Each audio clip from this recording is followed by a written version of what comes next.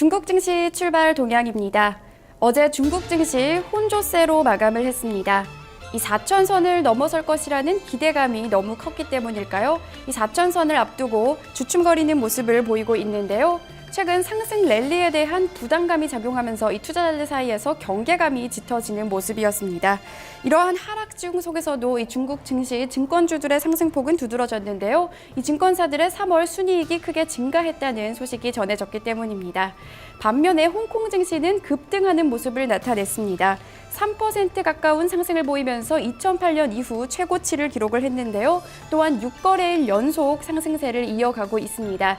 이 후강풍으로 인해서 중국 홍콩 증시로 매입되는 이 자금이 늘어나고 있다는 소식에 홍콩 증시는 연일 상승세가 이어지고 있는데요. 과연 이 시간 중국 증시 어떻게 출발했을지 홍콩 증시부터 자세히 함께 살펴보겠습니다. 이 시간 홍콩 항생 증시는 1.23% 오른 27,277.02포인트를 기록하면서 어제의 상승 흐름이 그대로 이어지고 있습니다. 이 오늘 중국 증시 같은 경우에는 이 출발과 동시에 중국의 3월 CPI 소비자 물가지수죠. CPI와 PPI가 함께 발표가 됐는데요. 이 중국 3월의 CPI는 1.4% 증가한 것으로 나오면서 예상치를 소폭 상승했고요. 또한 이 PPI는 4% 하락하면서 전문가 예상치보다는 양호한 수치가 나왔습니다. 이와 같은 이 경제 지표 어떻게 반영이 될지 좀 더 지켜봐야 할 것 같은데요. 홍콩 증시는 긍정적으로 반응을 하는 모습입니다. 이날도 역시 금융주가 강세를 보이고 있고요. 1.42% 오르면서 금융주가 강한 흐름을 나타내고 있습니다. 이 밖에 부동산주 역시 0.28%의 상승 흐름을 보이고 있는데요. 이날에도 50개 기업 중에서 45개 기업이 상승하는 강한 탄력을 나타내고 있습니다. 이어서 H주로 바로 넘어가 보겠습니다. 이 H주는 홍콩 시장과 중국 증시에 동시 상장된 40개 지수를 담고 있는데요. 이날 H지수 역시 1.56% 오르면서 13,963.22포인트의 거래를 시작했습니다. 이날 시가는 14,023.30포인트였는데요. 이 시가보다는 조금 하락하고 있긴 하지만 여전히 강한 상승세가 이어지고 있습니다. 이어서 중국 본토 지수로 넘어가 보겠습니다.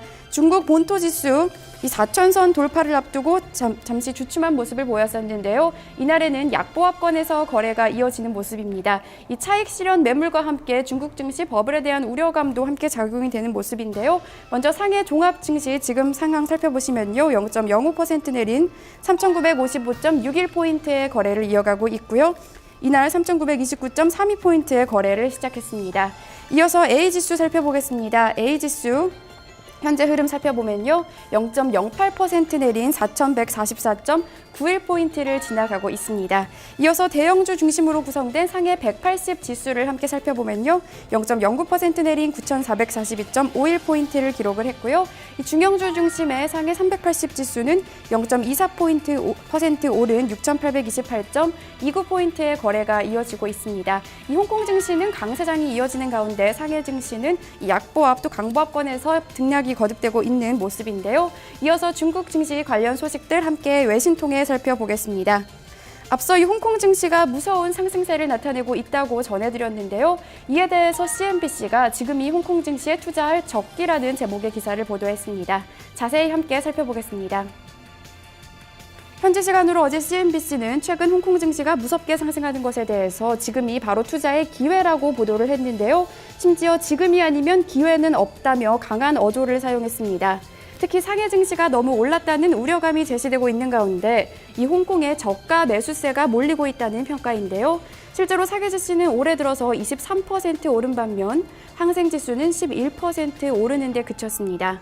또한 홍콩의 기업들은 이 상해 본토 지수와 비교했을 때 여전히 저평가되어 있기 때문에 투자 매력이 크다는 지적인데요.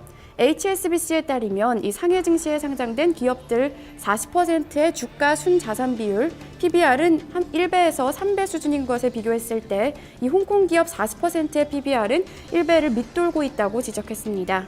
또한 주가 수익 비율, 이 PER을 살펴봐도 홍콩 증시는 더 매력적인 걸 확인해 보실 수가 있는데요. 상해 종합지수의 포워드 PER은 8.11배에서 15.6배로 확대됐지만 이 항생지수는 6.3배에서 9.33배로 높아지는 데 그쳤습니다.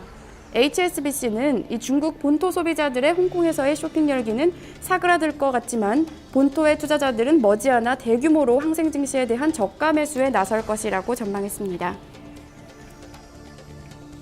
다음 소식 살펴보겠습니다. 중국의 1분기 경제 성장률 발표 날짜가 다가오고 있는데요. 이 전문가들의 기대감은 매우 낮은 상태라고 합니다. 이 7%를 예상하는 전문가들이 많은 가운데 7% 밑으로 떨어질 것이라는 의견도 있다고 하는데요. 로이터 통신 통해 좀 더 자세히 살펴보겠습니다. 현지 시간으로 어제 로이터 통신에 따르면 오는 다음 주 수요일 오는 15일에 중국 1분기 GDP 발표가 예정되어 있는데요. 하지만 로이터 통신에 따르면 전문가들의 기대감은 매우 낮다고 합니다. 이 로이터 통신의 조사 결과 1분기 GDP는 7%를 기록할 것으로 예상되고 있는데요. 특히 3월에 투자와 무역이 모두 줄어들었다는 평가입니다. 만약 GDP가 7%를 기록하게 된다면 이는 2009년 1~3분기 이후 최저 수준을 기록하게 되는 것인데요. 하지만 일각에서는 7%를 밑도는 것이 아니냐는 의견까지 나오고 있습니다. 련핑 교통은행 수석 경제학자는 1분기 경제 성장률이 6.9%에 불과할 것이라고 관측했고요. 앞서 중국의 정부 싱크탱크인 사회과학원도 1분기 GDP 성장률이 6.85%를 기록할 것이라고 예측한 바 있습니다. 에버브라이트 시큐리티의 전략가들도 1분기 GDP가 7% 아래로 떨어질 것이라고 예측하고 있는데요. 이들은 보고서에서 3월 말까지 중국 경제가 성장 모멘텀을 잃어버린 것으로 판단된다고 설명했습니다.